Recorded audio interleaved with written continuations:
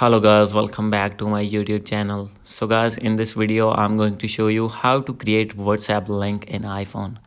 So guys, if you're using iPhone and want to create your own link, I'll help you how to do this. So let's start without wasting any time. So guys, simply you have to first of all connect any internet connection on your iPhone, and guys, after doing this, simply you need to open your WhatsApp here.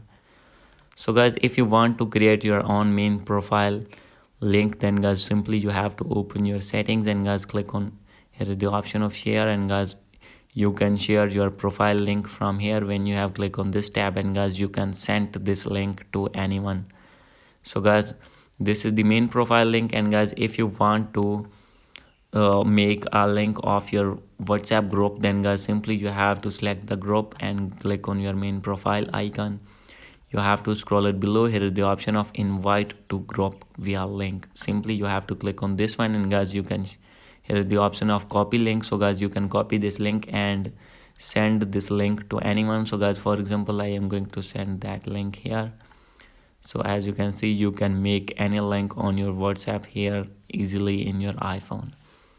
So guys, hope you like this video. If you like this video, please do subscribe, comment and share. Thank you.